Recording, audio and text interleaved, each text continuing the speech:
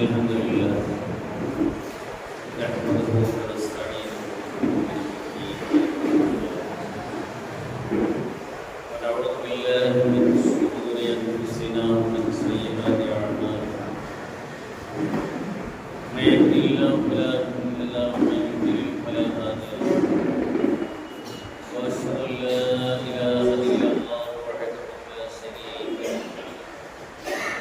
واشهد ان محمدا عبده ورسوله ارسله بالهدى ودين الحق ليظهره على الدين كله ولو كره المشركون اللهم صل على محمد وعلى ال محمد كما صليت على ابراهيم وعلى ال ابراهيم انك حميد مجيد اللهم بارك على محمد وعلى ال محمد كما باركت على ابراهيم وعلى ال ابراهيم انك حميد مجيد اما بعد فان خير الحديث كتاب الله وخير الحديث هدي محمد صلى الله عليه وسلم وشر الامور محدثاتها وكل محدثه بدعه وكل بدعه ضلاله وكل ضلاله في النار أعوذ بالله السميع العليم من الشيطان الرجيم بسم الله الرحمن الرحيم يا أيها الذين آمنوا اتقوا الله حق تقاته ولا تموتن إلا وأنتم مسلمون يا أيها الناس اتقوا ربكم الذي خلقكم من نفس واحدة وخلق منها زوجها وبث منهما رجالا كثيرا ونساء واتقوا الله الذي تساءلون به والأرحام إن الله كان عليكم رقيبا يا أيها الذين آمنوا اتقوا الله وقولوا قولا سديدا يصلح لكم أعمالكم ويغفر لكم ذنوبكم ومن يطع الله ورسوله فقد فاز فوزا عظيما سبحان الله സഹോദരന്മാരെ സഹോദരിമാരെ പ്രപഞ്ചനാഥനായ അല്ലാഹുവിന്റെ മദനിയമുണ്ട് ജീവിതത്തിലെ എല്ലാ സന്ദർഭങ്ങളെയും അതിൻ്റെ പ്രാധാന്യത്തോടുകൂടിയും ഗൗരവത്തോടുകൂടിയും പവിത്രതയോടുകൂടിയും ഉൾക്കൊണ്ടുകൊണ്ട് ജീവിക്കണം എന്ന് എന്നോടും നിങ്ങളോടും ആദ്യമായി ഉണർത്തുകയാണ്. അല്ലാഹുവിന്റെ അപാരമായ റഹ്മത്തും മഗ്ഫിറത്തും ഫദ്ലും ആഫിയത്തും ദുനിയാവിലും ബർസഖിലും നാളെ പരലോകത്തും അനുഭവിച്ചുകൊണ്ട് ജീവിക്കാൻ സൗഭാഗ്യം ലഭിക്കുന്ന അല്ലാഹു ഇഷ്ടപ്പെടുകയും ബുദ്ധിമുട്ടുകയും ചെയ്യുന്ന വിശ്വാസികളുണ്ടെങ്കിൽ അല്ലാഹു നമ്മളെയും നമ്മുടെ കുടുംബാംഗങ്ങളെയും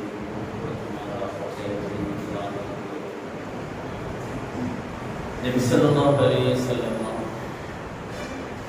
സാധാരണ അസ്ർ നമസ്കാരം കഴിഞ്ഞാൽ തന്റെ ഭാര്യമാരെ സന്ദർശിക്കുക പതിവാണ്.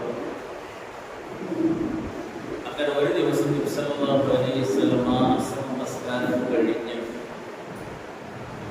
തന്റെ ഭാര്യമാരെ സന്ദർശിക്കുന്നതിനിടയിൽ ആയിഷ റളിയല്ലാഹു അൻഹയുടെ റൂമിൽ പ്രവേശിച്ചപ്പോൾ ആയിഷ റളിയല്ലാഹു അൻഹ കരഞ്ഞുകൊണ്ടിരിക്കുന്നതാണ് നബി സല്ലല്ലാഹു അലൈഹി വസല്ലം കണ്ടത്.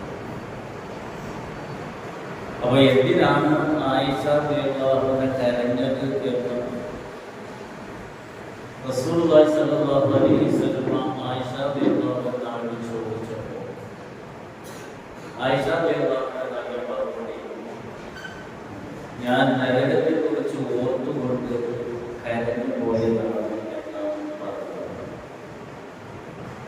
എന്നിട്ട് രണ്ടാമത്തെ ചോദ്യം ആയിഷ റളിയല്ലാഹു അൻഹ സല്ലല്ലാഹു അലൈഹി വസല്ലം ചോദിച്ചു, നാളെ പരലോകത്ത് മനുഷ്യർ വിചാരണയ്ക്ക് വേണ്ടി ഉയർത്തപ്പെടുന്ന സമയത്ത് നിങ്ങൾ ഞങ്ങളെ ഓർക്കുമോ എന്നാണ് ആയിഷ റളിയല്ലാഹു അൻഹ ചോദിച്ചത്. അഥവാ നാളെ മനുഷ്യരുടെ ലോകത്തെ വിചാരണ ചെയ്യപ്പെടുന്ന സന്ദർഭങ്ങളിൽ ഞങ്ങളിൽ എന്തെങ്കിലും തെറ്റുകുറ്റങ്ങൾ സംഭവിച്ചിട്ടുണ്ട് എങ്കിൽ മനുഷ്യൻ എന്ന നിലയിൽ അതെല്ലാം ഞങ്ങൾക്ക് പുറത്തു തരാൻ വേണ്ടി ഞങ്ങൾക്ക് വേണ്ടി നിങ്ങൾ അള്ളാഹുവിന്റെ ശുപാർശ പറയുമോ എന്നാണ് ചോദ്യം. ചോദിക്കാനുള്ള കാരണം നമുക്കറിയാം. ആരാണ്? മുഹമ്മദ് മുസ്തഫ സല്ലല്ലാഹു അലൈഹി വസല്ലം. ഈ പ്രപഞ്ചത്തിൽ അള്ളാഹുവിന്റെ സൃഷ്ടികളുടെ കൂട്ടത്തിൽ അള്ളാഹുവിന് ഏറ്റവും കൂടുതൽ ഇഷ്ടമുണ്ട് എങ്കിൽ അത് ആരോട് മാത്രമുള്ളൂ? മുഹമ്മദ് നബി സല്ലല്ലാഹു അലൈഹി വസല്ലം. മലക്കുകളിൽ ശ്രേഷ്ഠനായി അള്ളാഹു എന്ന് നിശ്ചയിച്ചിട്ടുള്ള ജിബ്രീൽ എന്ന മലക്കിനേക്കാളും അള്ളാഹുവിന് ഇഷ്ടം ആരോടാണ്? മുഹമ്മദ് നബി സല്ലല്ലാഹു അലൈഹി വസല്ലം. അതുകൊണ്ടാണ് ഇസ്രാ മിഅ്റാജ് സന്ദർഭത്തിൽ സിദ്റത്തുൽ മുൻതഹ എന്ന വൃക്ഷത്തിന്റെ അരികിലെത്തിയപ്പോൾ അതിനപ്പുറം സ്വർഗ്ഗമാണ്.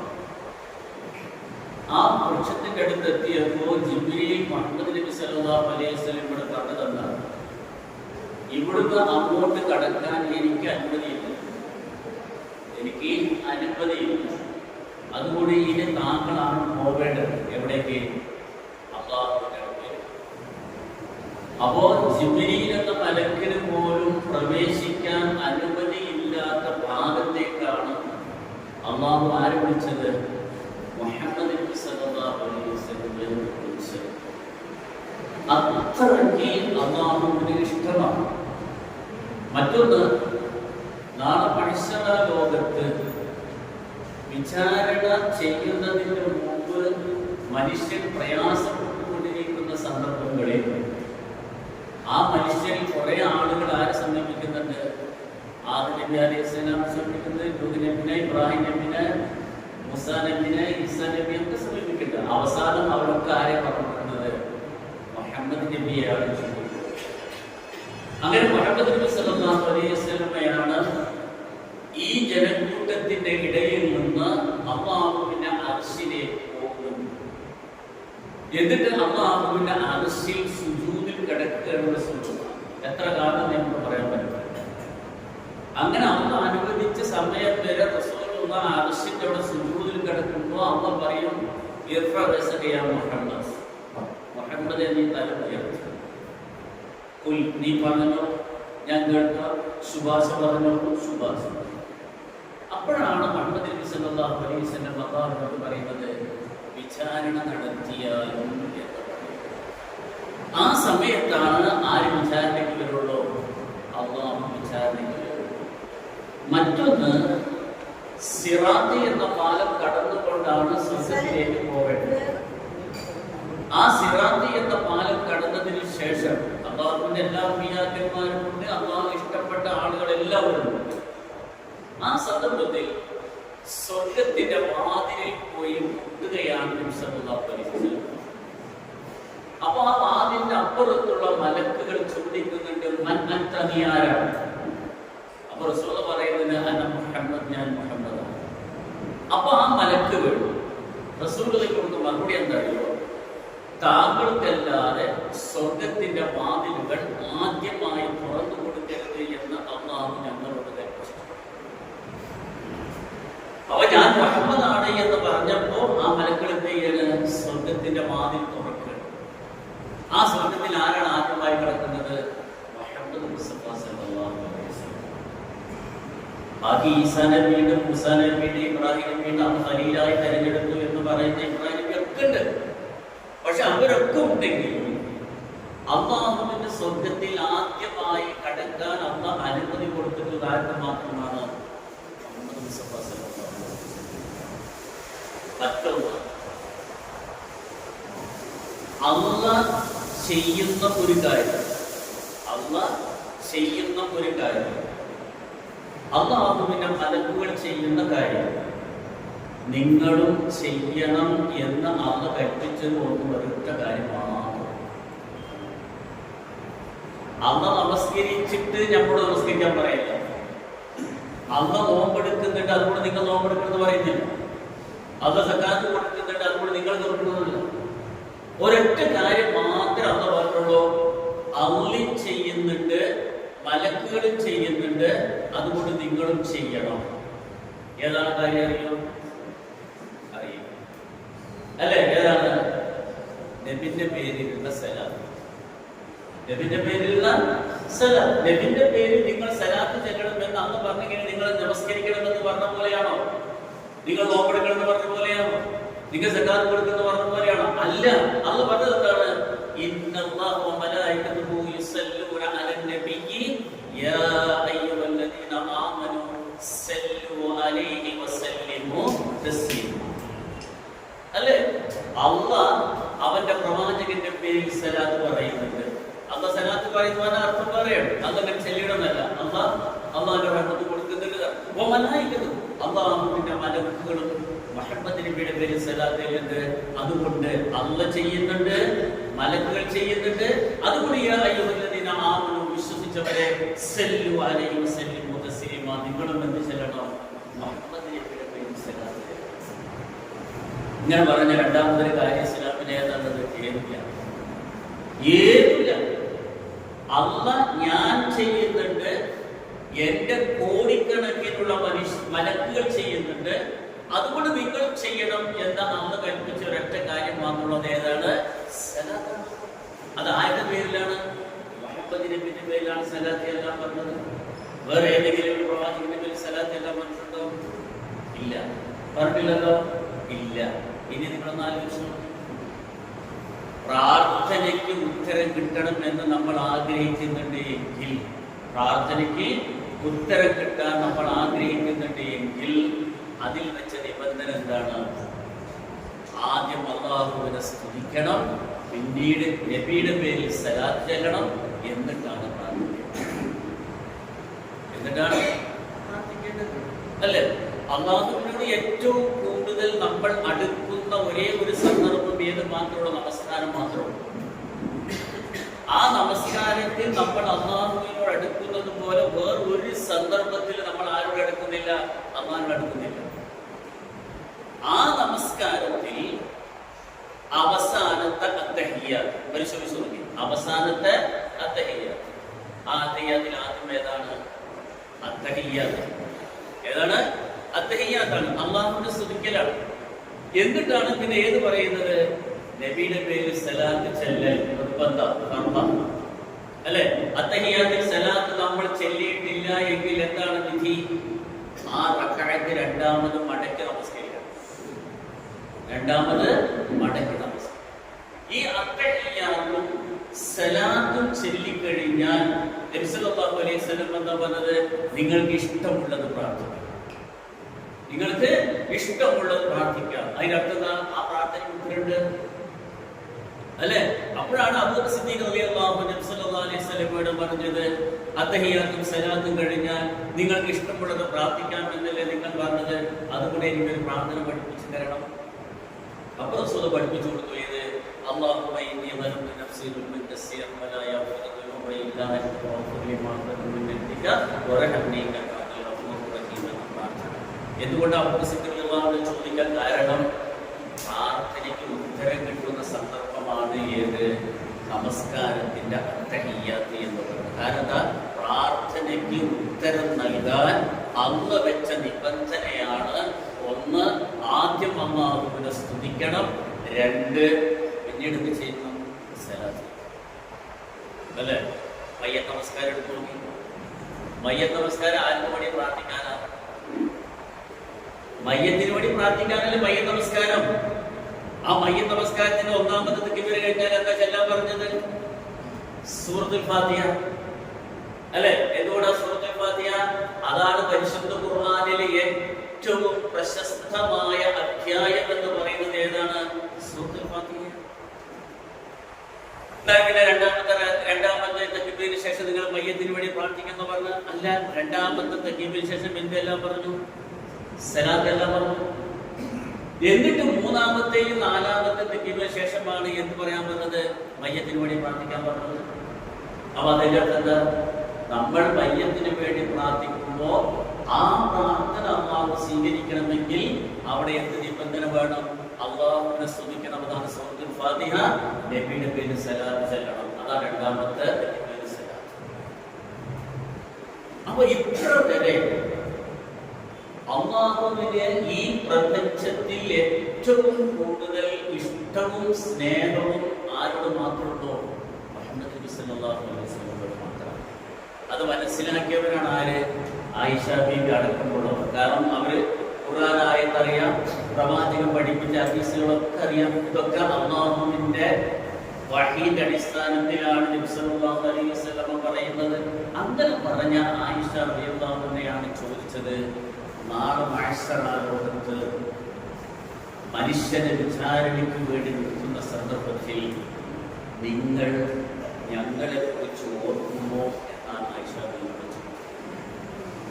ഞങ്ങളെ കുറിച്ച് ഓർക്കുമോ എന്ന് ചോദിച്ചാൽ അർത്ഥത, ഞങ്ങളിൽ എന്തെങ്കിലും തെറ്റുകൾ സംഭവിച്ചിട്ടുണ്ടെങ്കിൽ അല്ലാഹുവിന്റെ അടുക്കൽ ശഫാഅത്ത് പറഞ്ഞുകൊണ്ട് ഞങ്ങളെ രക്ഷപ്പെടുത്താൻ നിങ്ങൾ ശ്രമിക്കില്ലേ എന്ന് ചോദ്യം.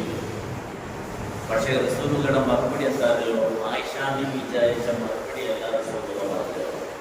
റസൂലുള്ളാഹി പറഞ്ഞു, ആയിഷ ആൾ മഹ്ശറ ലോകത്ത് 3 സന്ദർഭങ്ങളിൽ ഞാൻ നിങ്ങളെ ഓർക്കുകയേയില്ല. ഞാൻ നിങ്ങളെ ഓർക്കൂല എന്ന് പറഞ്ഞാൽ ഒരാളും ഒരാളെയും ഓർക്കില്ല. ആലോചിക്കണം, നാളെ മഹ്ശറ ലോകത്ത് 3 സന്ദർഭങ്ങളിൽ മുഹമ്മദ് മുസ്തഫ സല്ലല്ലാഹു അലൈഹി വസല്ലം പോലും ആരെ ഓർക്കുന്നില്ല? അവിടുത്തെ ഭാര്യമാരെ ഓർക്കുന്നില്ല. എന്റെ ഭാര്യമാരുടെ അവസ്ഥ എന്താണ് എന്ന് ആരും ഓർക്കുന്നില്ല. മുഹമ്മദ് നബി സല്ലല്ലാഹു അലൈഹി വസല്ലം ഓർക്കുന്നില്ല. 3 സന്ദർഭങ്ങളിൽ എന്തേ മുഹമ്മദ് നബി സല്ലല്ലാഹു അലൈഹി വസല്ലമയുടെ ആയിഷ റളിയല്ലാഹു അൻഹ ചോദിച്ചപ്പോൾ പ്രവാചകന്റെ മറുപടി പ്രതീക്ഷിച്ചതിന് വിരുദ്ധമായിട്ടാണ് ആയിഷ ബീവിയോട് റസൂലുള്ളാഹി മറുപടി നൽകിയത്. നിങ്ങൾ ആലോചിച്ച് നോക്കി, ഈ ലോകത്ത് മനുഷ്യബന്ധങ്ങളുടെ കൂട്ടത്തിൽ ഏറ്റവും ശക്തമായ ബന്ധം എന്ന് പറയുന്നത് ഏതാണ്? ഭാര്യ ഭർത്താവ് തമ്മിലുള്ള ബന്ധം. അതിനേക്കാൾ ശക്തമുള്ള മറ്റൊരു ബന്ധം പറയും നിങ്ങൾ മനുഷ്യന്റെ സാമൂഹ്യ ബന്ധങ്ങളിൽ. മാതാപിതാക്കളും മക്കളും തമ്മിലുള്ള ബന്ധം അത്ര ഉണ്ടോ? ഇല്ല. മനുഷ്യർക്കിടയിലുള്ള ബന്ധങ്ങളുടെ കൂട്ടത്തിൽ ഏറ്റവും ശക്തമായ ബന്ധം എന്ന് പറയുന്നത് ഏതാണ്? ഭാര്യയും ഭർത്താവും. അതെങ്ങനെ അവർ പഠിപ്പിച്ചത്? ഒരുപാടൊന്നും പറഞ്ഞില്ല. അതൊരൊറ്റ പദം പറഞ്ഞു. എന്ത്? ഒറ്റ മറുപടി അതാണ്. നിങ്ങൾ അവരുടെ വസ്ത്രം, അവർ നിങ്ങളുടെ വസ്ത്രം. ഞാൻ അപ്പുറം എന്താ പറയുന്നത്? നമ്മുടെ ശരീരത്തോട് ഏറ്റവും കൂടുതൽ ഒട്ടി നിൽക്കുന്നത് ഏതാണ്? വസ്ത്രം. അതിനേക്കാൾ ഒട്ടി നിൽക്കുന്ന വേറെ വല്ലതും ഉണ്ടോ? അവ ശരീരവും ഈ വസ്ത്രവും പോലെയാണ് ഭാര്യയും ഭർത്താവും. മാതാപിതാക്കളും മക്കളും തമ്മിൽ അങ്ങനെ പറഞ്ഞ ഒന്നാം പറഞ്ഞിട്ടില്ല. വേറെ ഏതെങ്കിലും മനുഷ്യന്മാർ തമ്മിലുള്ള ബന്ധങ്ങൾ, രക്തബന്ധങ്ങളെ സംബന്ധിച്ച് അങ്ങനെ പറഞ്ഞോ? കുടുംബ ബന്ധങ്ങളെ സംബന്ധിച്ച് അങ്ങനെ പറഞ്ഞോ? ഒന്നും പറഞ്ഞില്ല. അവ മനുഷ്യന്റെ സാമൂഹ്യ ബന്ധങ്ങളിൽ ഏറ്റവും ശക്തമായ ബന്ധം എന്ന് പറയുന്നത് ഭാര്യ ഭർത്താവുമാണ്. കാരണം ആ ബന്ധത്തിലൂടെ മാത്രമേ പിന്നെ എന്തുണ്ടാവുന്നുള്ളൂ? രക്തബന്ധങ്ങൾ വരുന്നു. അല്ലെ? രക്തബന്ധങ്ങൾ ഉണ്ടാവുന്നത് ഏതിലൂടെ മാത്രമാണ്? വിവാഹം കഴിക്കുന്നതിലൂടെയാണ്. പിന്നെ ഏത് വരുന്നത്? രക്തബന്ധങ്ങൾ വരുന്നത്, കുടുംബ ബന്ധങ്ങളൊക്കെ വരുന്നത്. അപ്പൊ ഇത്രയും ശക്തമായ ബന്ധമാണ്. അതുകൊണ്ടാണ് ആയിഷ എന്ന് ചോദിച്ചത് റസൂലിനോട്, നിങ്ങൾ ഞങ്ങൾ ഓർക്കൂ, ഞങ്ങളുടെ കാര്യം നിങ്ങൾ അല്ലാഹുവിന്റെ മുന്നിൽ പറയുമോ എന്നതാണ് ചോദ്യം. പക്ഷേ റസൂൽ മറുപടി എന്താ? ആയിഷ, 3 സന്ദർഭങ്ങളിൽ ആർക്കും ആരെയും ഓർക്കാൻ കഴിയില്ല. അവിടെയാണ് നമ്മളും ശ്രദ്ധിക്കുന്നത്. അല്ലേ? വീട്ടിൽ നിന്ന് ഭർത്താവ് ഒന്ന് തെറ്റിപ്പോയാൽ ഭാര്യയുടെ മനസ്സിന്റെ എന്താ? ഭാര്യ ഒന്ന് തെറ്റിപ്പോയാൽ ഭർത്താവിന്റെ മനസ്സിന്റെ എന്താ? അവർ പരസ്പരം ഒന്ന് മിണ്ടാതിരുന്നാൽ ഇവിടെ മാനസികമായി തകരുന്നില്ലേ? തകരുന്നുണ്ട്. അല്ലെ? അത് ഇവിടുത്തെ ബന്ധങ്ങളിൽ ജീവിതത്തിൽ എത്ര കുറച്ചു കാലം. പക്ഷേ നാളെ പരലോകത്ത് മഹ്ശറ എന്ന ലോകത്ത് മനുഷ്യന്മാരെ ഒരുമിച്ച് കൂട്ടി നിർത്തുന്ന ആ സന്ദർഭത്തിൽ ഭാര്യ ഭർത്താവിനെ ഓർക്കുന്നില്ല, ഭർത്താവ് ഭാര്യയെ ഓർക്കുന്നില്ല, തിരിഞ്ഞു നോക്കൂല. ഞാൻ തിരിഞ്ഞു നോക്കൂല എന്ന് പറയുമ്പോൾ നിങ്ങൾ വിചാരിക്കേണ്ട, ഈ കോടിക്കണക്കിന് മനുഷ്യന്മാരെ ഒരുമിച്ച് കൂട്ടി നിർത്തുമ്പോൾ അതിൻ്റെ ഇടയിൽ എങ്ങനെയാണ് എൻ്റെ ഭാര്യയെ കാണാൻ കഴിയുക, എൻ്റെ ഭർത്താവിനെ കാണാൻ കഴിയുക എന്ന് വിചാരിക്കേണ്ട. അള്ളാഹു പറയുന്നുണ്ട്,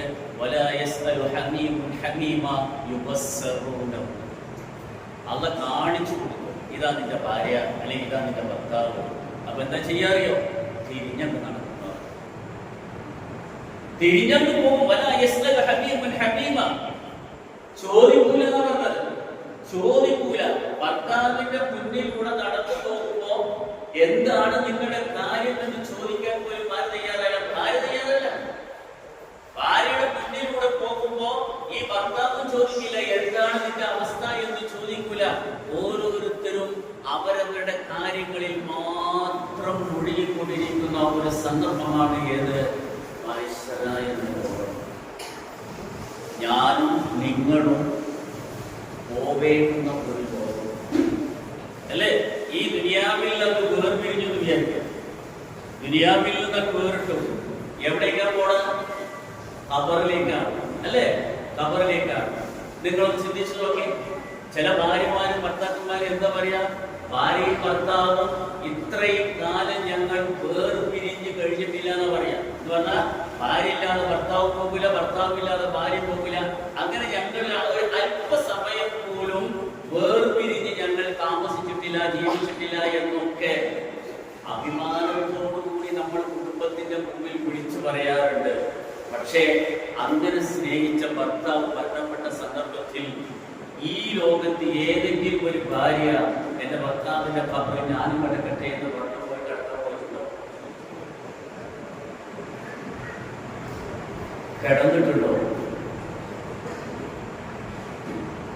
സഹോദരന്മാരെ, നമ്മുടെ ബന്ധങ്ങളെല്ലാം, എല്ലാ ബന്ധങ്ങളും എവിടെ വെച്ച് അവസാനിക്കും?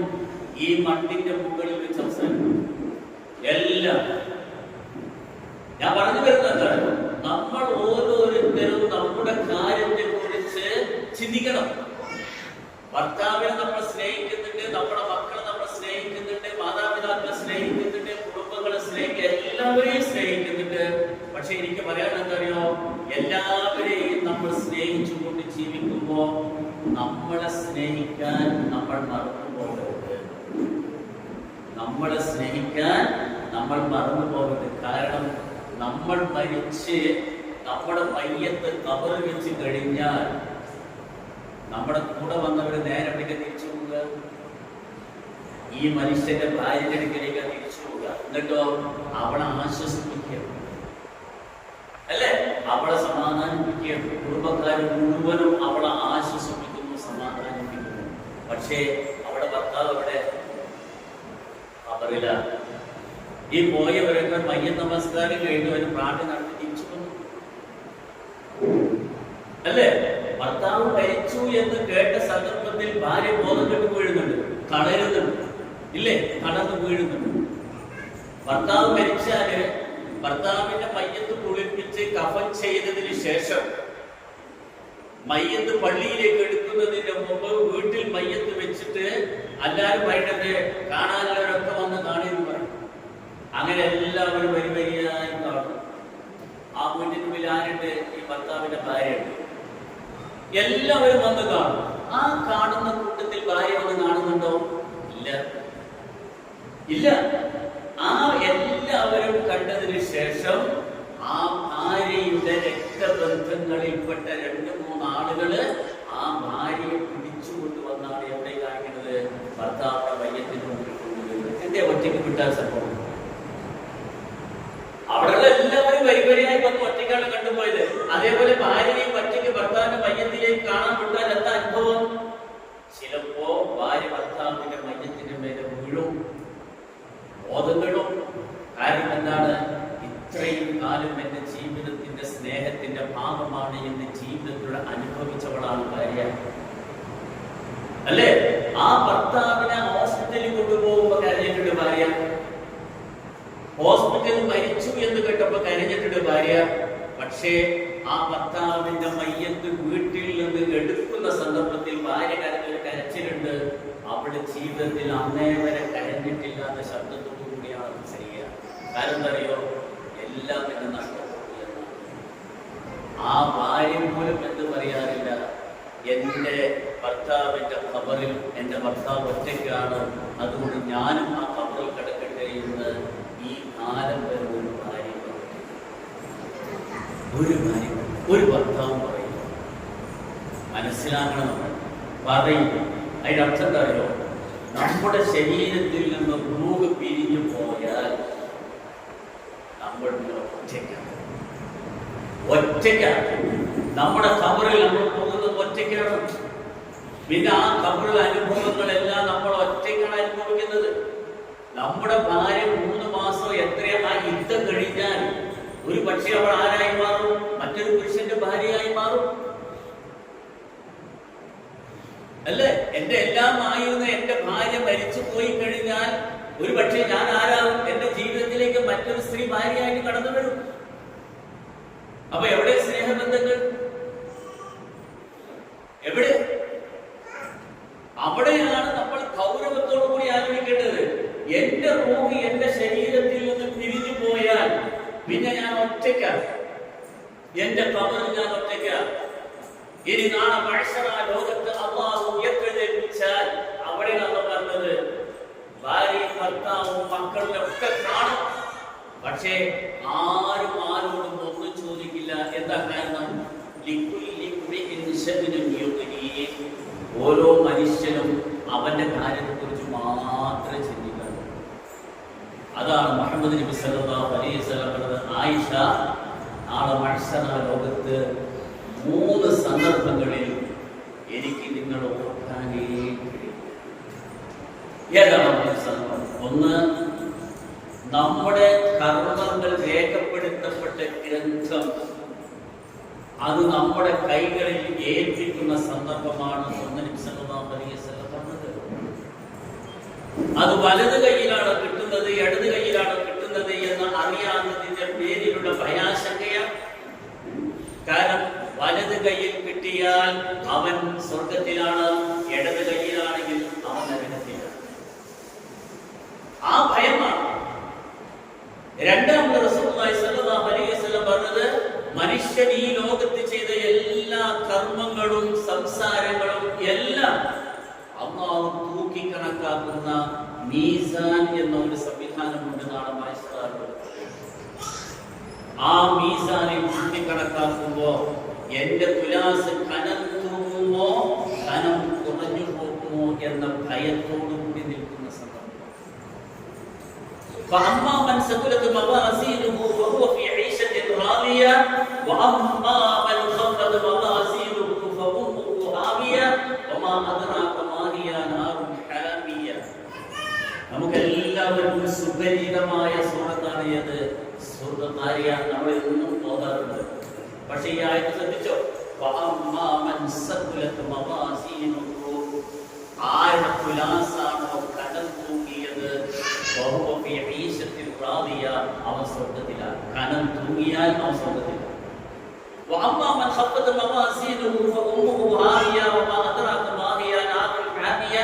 ആരുടെ തുലാസാണോ കനം കുറഞ്ഞു പോയത് അവൻ എവിടെയാ? നരകത്തിലാണ്. വളരെ വ്യത്യാസം. നമ്മുടെ എല്ലാ കർമ്മങ്ങളും തുലാസിൽ അല്ലാഹു തൂക്കി കണക്കാക്കുന്നുണ്ട്.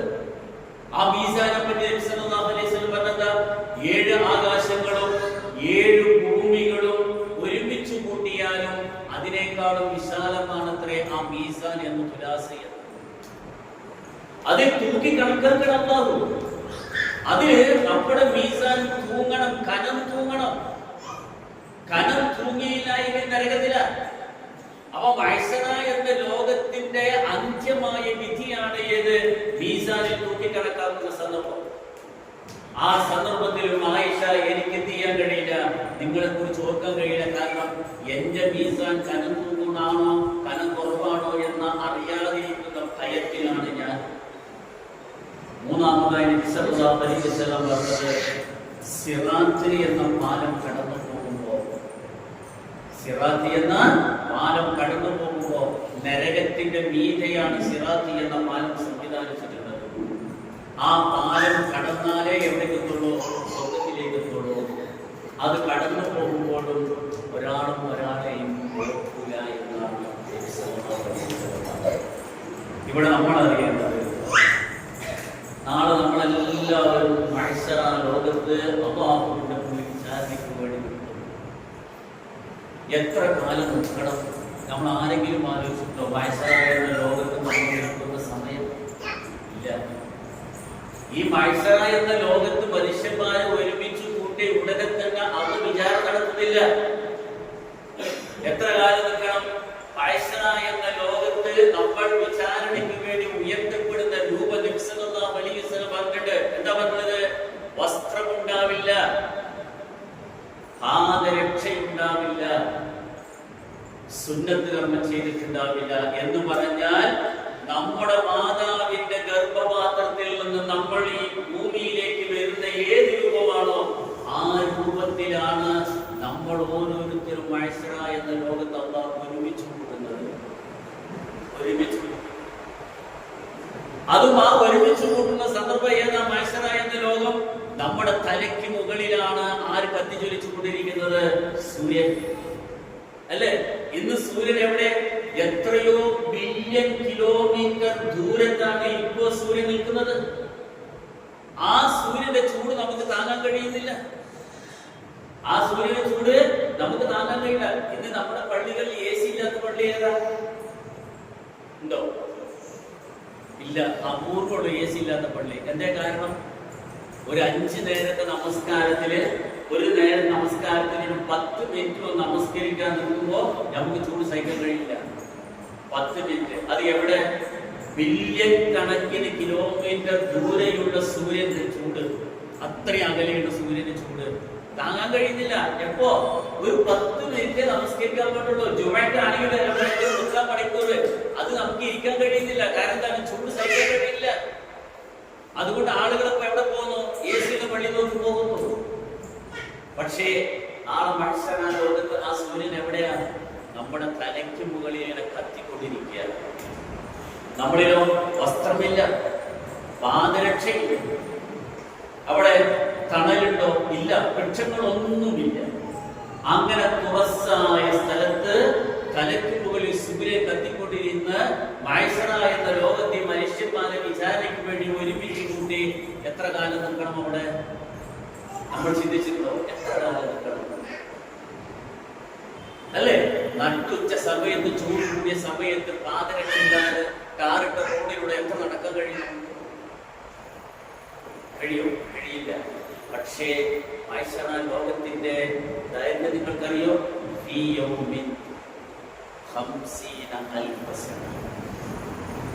ഇവിടുത്തെ ഒരു ദിവസം 24 മണിക്കൂർ എന്ന് പറയുന്നത് മഹ്ശറയിൽ എത്ര അറിയോ? 50,000 കൊല്ലം. 50,000. ഇവിടുത്തെ ഒരു ദിവസം. അവിടെ എത്രയാണ്? 50,000 കൊല്ലം. അങ്ങനത്തെ എത്ര 50,000 കൊല്ലം നമ്മൾ മഹ്ശറ ലോകത്ത് നിൽക്കണം എന്നത് ആർക്ക് മാത്രമേ ആലോചിച്ചു. നിങ്ങൾക്ക് വസ്ത്രമില്ല, പാദരക്ഷയില്ല, ഒരു വൃക്ഷം പോലും ഇല്ലാത്ത തുറസ്സായ സ്ഥലത്ത് കത്തിജ്വലിച്ചുകൊണ്ടിരിക്കുന്ന സൂര്യന്റെ ചൂടേറ്റുകൊണ്ട് തലയ്ക്ക് മുകളിലാണ് സൂര്യൻ. ആ സൂര്യന്റെ ചൂടേറ്റുകൊണ്ട് എത്ര 50,000 വർഷം മഹ്ശറ എന്ന ലോകത്ത് നിൽക്കേണ്ടി വരുന്നത് അല്ലാഹുവിന് മാത്രം അല്ലേ? നമ്മുടെ ബർസഖി ലോകത്ത് നമ്മൾ എത്ര കാലം കഴിയേണ്ടി വരുമെന്നത് അല്ലാഹുവിന് മാത്രമേ അറിയുള്ളൂ. ആദം നബി അലൈഹിസ്സലാമിന്റെ കാലഘട്ടത്തിലുണ്ടായിരുന്ന ആളുകൾ ഇപ്പോഴും എവിടെയാണ്? ബർസഖി എന്ന ലോകത്താണ്. മുഹമ്മദ് മുസ്തഫ സല്ലല്ലാഹു അലൈഹി വസല്ലമയുടെ കാലഘട്ടം നമ്മൾ 1400 വർഷം പറയുന്നുണ്ട്. അവരും ഇപ്പൊ എവിടെയാണ്? ബർസഖി എന്ന ലോകത്താണ്. നമ്മൾ എത്ര കാലം ബർസഖി എന്ന ലോകത്ത് കഴിയേണ്ടി വരും എന്നത് അല്ലാഹു മാത്രം അറിയുന്നു. അവിടെ നമ്മൾ ഒറ്റയ്ക്കാണ്. ബർസഖി എന്ന ലോകത്ത് എന്റെ തവറ് ഞാൻ ഒറ്റയ്ക്കാണ്. ഞാൻ അനുഭവിക്കുന്നത് ഈ ലോകത്ത് ഒരാൾക്കും അറിയാൻ കഴിയില്ല. നിങ്ങൾ മയ്യത്ത്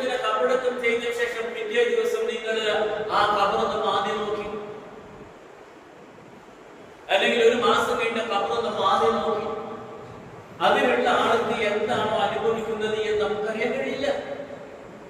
ബർസഖ് എന്ന് പറയുന്ന ലോകം വേറൊരു ലോകമാണ്. നമ്മൾ കബറാന്ന് വിചാരിക്കണ്ട. അങ്ങനെയാണെങ്കിൽ പള്ളിത്തൊടിയിൽ ഇപ്പൊ കുറച്ച് ആൾക്കാർ കബറൊക്കെ ചെയ്ത് വീണ്ടും അവിടത്തിന് കബറൊക്കെ ചെയ്യില്ലേ? പഴയ കബറിന്റെ മാതിരല്ലേ വീണ്ടും കബറൊക്കെ ചെയ്യണത്? അതിന്റെ അർത്ഥം എന്താ? നമ്മൾ കബറിൽ കൊണ്ടുപോയി വെച്ചാൽ പിന്നെ ആ മയ്യത്തിന്റെ ബർസഖ് എന്ന് പറയുന്ന ലോകം വേറൊരു ലോകമാണ്. അത് നമുക്കറിയാൻ കഴിയില്ല, കാണാൻ കഴിയില്ല. ഭൂമിന്റെ അടിയിൽ ആ ബർസഖ് എന്ന ലോകത്ത് നമ്മളെ എത്ര കാലം കഴിയേണ്ടി വരും എന്നത് അല്ലാഹുവിന്റെ മാത്രം തീരുമാനം. അവിടുന്നാണ് പിന്നെ മഹ്ശറ എന്ന ലോകം. എത്ര 50,000 കൊല്ലം ആ മഹ്ശറ ലോകത്ത് സൂര്യന്റെ താഴെ നിൽക്കേണ്ടി വരും എന്നത് അല്ലാഹു മാത്രം ചെയ്യുന്ന ഒരു സമയം. ആ സമയത്താണ് ആയിഷ ബീവി ചോദിക്കുന്നത്, ഞങ്ങളെ കുറിച്ച് നിങ്ങൾ ഓർത്തു പോകുന്നു? റസൂൽ പറഞ്ഞു, കഴിയില്ല ആയിഷ, ഓർക്കാൻ കഴിയില്ല. അതിന് 3 സന്ദർഭമാണ് പറഞ്ഞത്. ഒന്ന് ഗ്രന്ഥം നൽകപ്പെടുന്ന സന്ദർഭം, മറ്റൊന്ന് മീസാൻ, മറ്റൊന്ന് സിറാത്തി എന്ന. അതിൽ നമ്മൾ ഖുർആനിൽ വായിച്ചതാണ് എന്ന് പറയുന്നത്. മീസാൻ കനം തൂങ്ങിയാൽ അവൻ സ്വർഗ്ഗത്തിൽ പ്രവേശിച്ചു. അതുകൊണ്ട് ഞാൻ പറയുന്നതല്ലോ, നമ്മൾ ഈ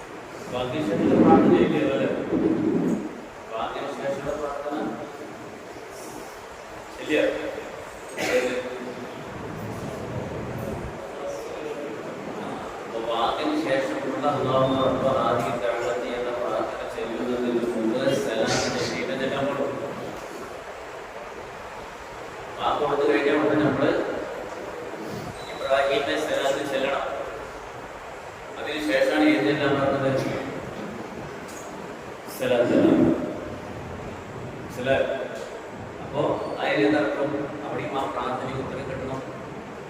അതിനാണ് എന്തെല്ലാം പറഞ്ഞത്, സലാത്തെല്ലാം പറഞ്ഞത് അല്ലെ?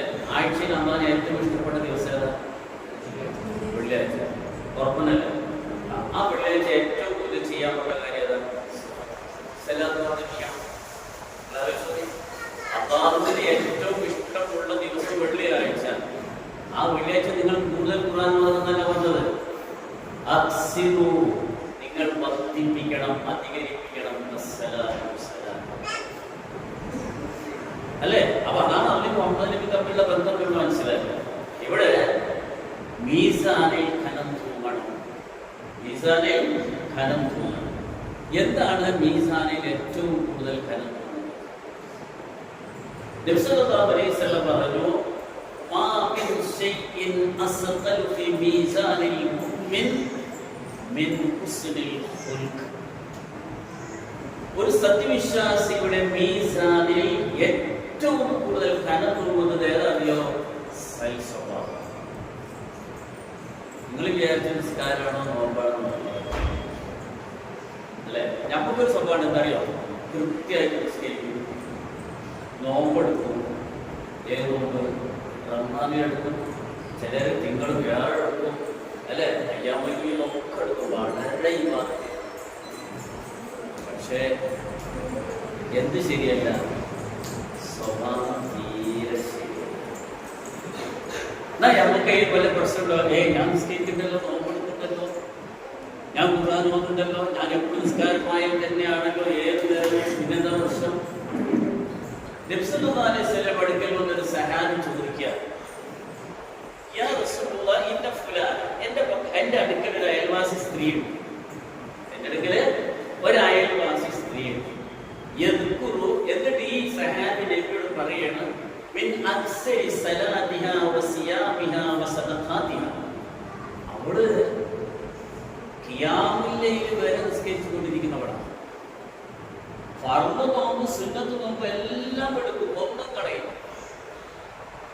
എന്നാ സമ്പത്തിനനുസരിച്ച് അവൾ ദാനധർമ്മം ചെയ്തുകൊണ്ടേയിരിക്കുന്നുണ്ട്, ഇതൊക്കെ ചെയ്യുന്നുണ്ട്.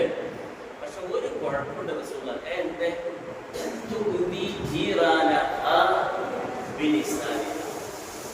അവിടെ നാവ് കൊണ്ട് അയൽവാസിനെ വല്ലാതെ ഉപദ്രവിക്കുന്നു.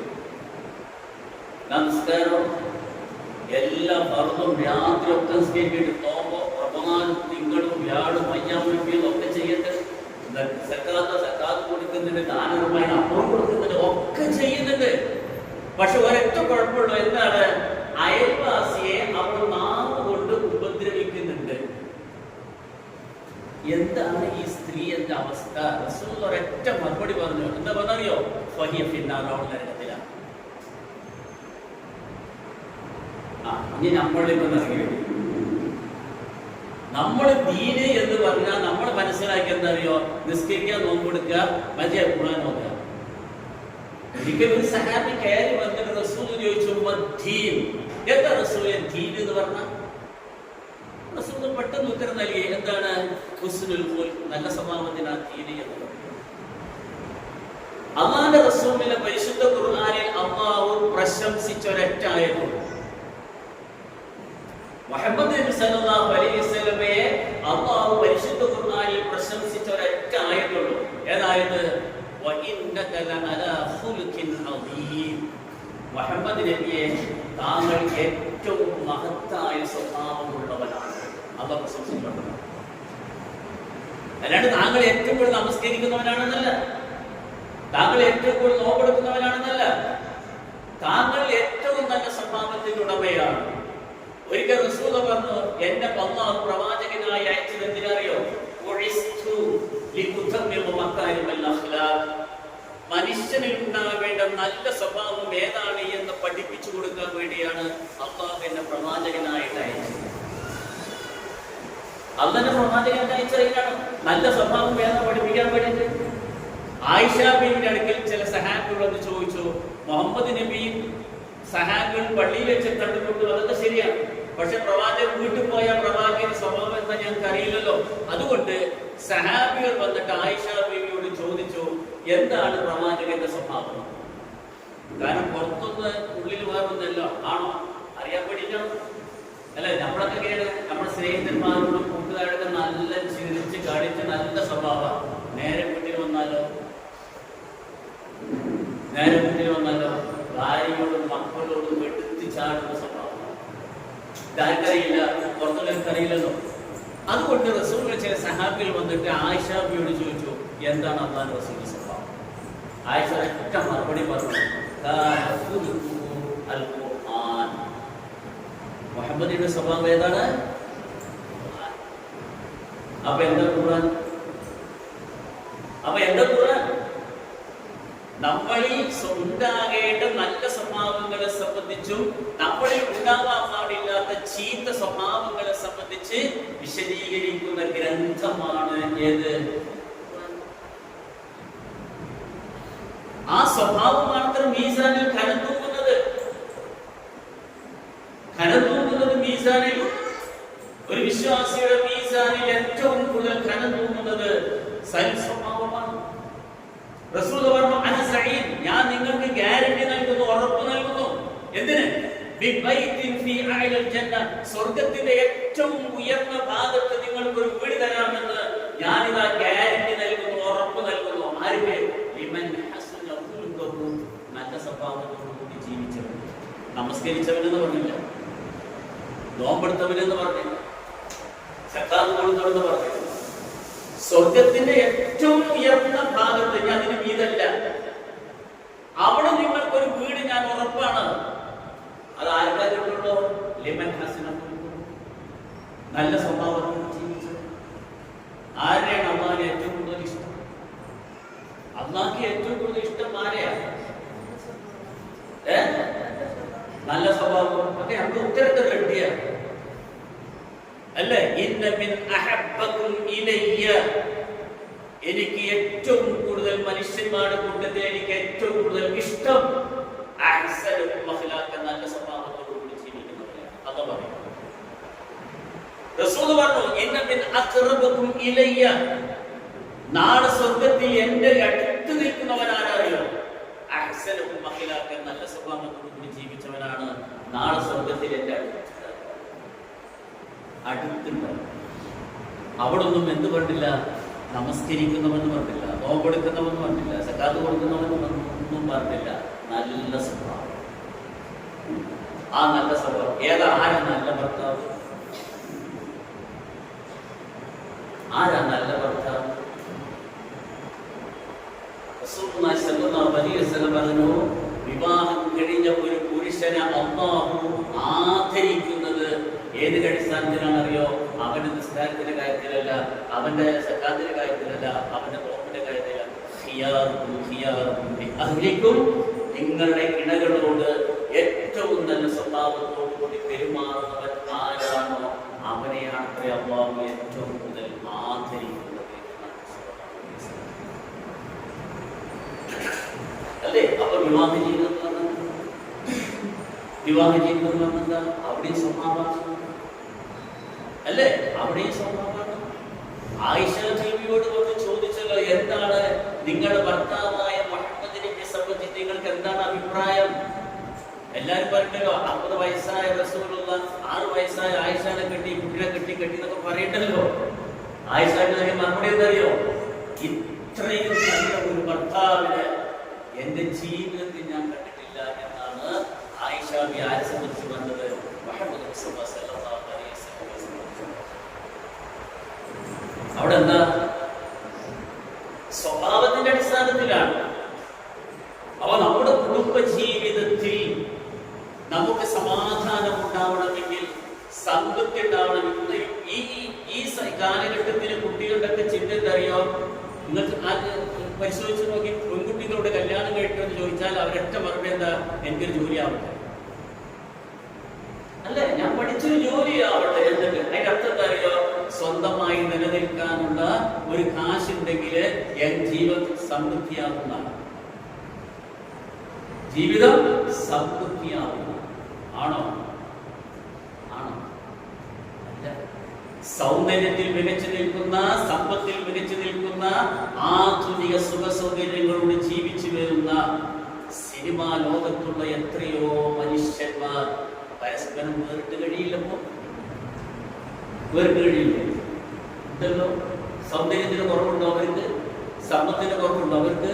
സുഖ സൗകര്യങ്ങളുടെ കുറവുണ്ടോ? ഇല്ല. എന്തിന്റെ കുറവാണ്? സ്നേഹത്തിന്റെ കുറവ്. നമ്മളറിയാം, പണമുണ്ട് എന്നതുകൊണ്ട് നമ്മുടെ ജീവിതത്തിൽ എന്നും സുഖമാണ് എന്ന് നമ്മൾ തെറ്റിദ്ധരിക്കരുത്. നല്ല വീടും സൗകര്യവും അല്ലേ? ഇപ്പോഴത്തെ ട്രെൻഡൊക്കെ അങ്ങനെയാണല്ലോ. കെട്ടിക്കൊടുക്കുമ്പോൾ വീടൊക്കെ സൗകര്യങ്ങളുണ്ടോ, ഇല്ലെങ്കിൽ രണ്ടു വീട്ടിൽ തീരുമാനിക്കുന്നത് നമുക്ക് രണ്ടു വീട്ടിലും വേണ്ട, നമുക്ക് രണ്ടാൾക്കും കൂടി വേറെ വീട്ടിലേക്ക്. എന്തേ അങ്ങനത്തെ ചിന്തകൾ നടന്നുകൊണ്ടിരിക്കുന്ന ഒരു കാലഘട്ടത്തിലാണ്. അതിലാണ് സുഖം എന്നാണ് വിചാരിക്കുന്നത്. ഒക്കെ തെറ്റ. അതിലൊന്നും സുഖമില്ല.